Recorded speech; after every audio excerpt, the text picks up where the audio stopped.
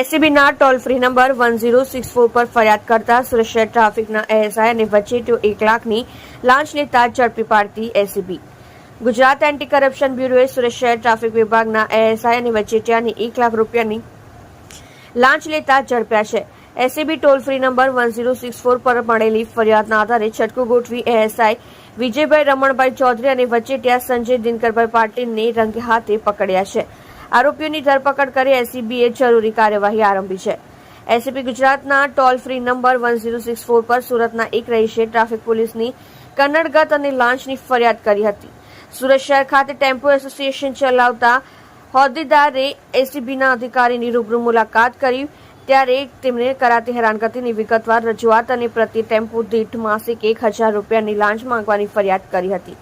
ACB અધિકારીએ લાંચની ફરિયાદ આધારે સુરતના ઉધના વિસ્તારમાં ઉદ્યોગનગર ખાતે આવેલા પાર્શ્વ શોપિંગ સેન્ટર પાસે એક છટકું ગોઠવ્યું હતું. આજરોજ સુરત ખાતે ટેમ્પો રહેતો સંજય દિનકરભાઈ પાટીલ ફરિયાદીના 100 ટેમ્પો પેટે મહિનાના 1 લાખ રૂપિયાની લાંચ લેવા પહોંચી ગયો હતો. સંજય પાટીલે 1 લાખ રૂપિયાની લાંચ સ્વીકાર્યા બાદ સુરત શહેર ટ્રાફિક વિભાગમાં રિજિયન 2 સેમી સર્કલ 14 ખાતે નોકરી કરતા assistant sub inspector Vijaybhai Ramanbhai ચૌધરીને ફોન કરી લાંચની રકમ મળી ગઈ હોવાની જાણ કરી હતી. દરમિયાન એસીબીની એક ટીમે સંજય પાટીલને ઝડપી લઈ લાંચની રકમ કબજે કરી લીધી હતી.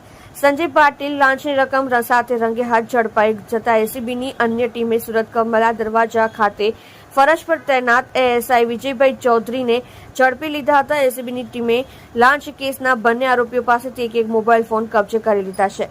લાંચ કેસમાં ઝડપાયેલા એએસઆઈ વિજયભાઈ ચૌધરી છેલ્લા 7 વર્ષથી સુરત શહેર ટ્રાફિક વિભાગમાં ફરજ બજાવે છે અને છેલ્લા 5 વર્ષથી રિજિયન 2 માં નોકરી કરી રહ્યા છે.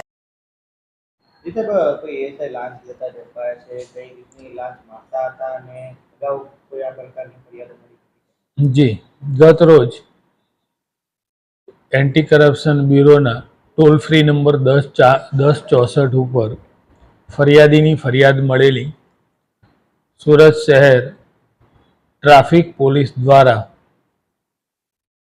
ટેમ્પો દીઠ 1000 રૂપિયા એમ 101 ટેમ્પોના 1000 લેખે લાખ રૂપિયાની લાંચની માગણી થયેલ હોય, જે લાંચની માગણી જે ટ્રાફિક પોલીસના એએસઆઈ વિજય રમણ ચૌધરી તથા સંજય પાટીલ જે એક પ્રજાજન છે, જે પ્રજાજન લાંચની રકમ સ્વીકારતા રેડ હેન્ડ પકડાયેલા અને એ વિજય સાથે એમનું મેળાપીપણું હતું.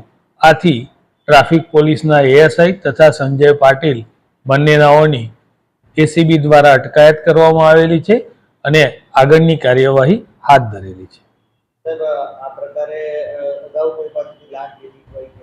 હા, એ તપાસ હવે અમારી તપાસમાં જે બી બાબતો આવશે એ પાછી આપને જણાવીશું. Thank you.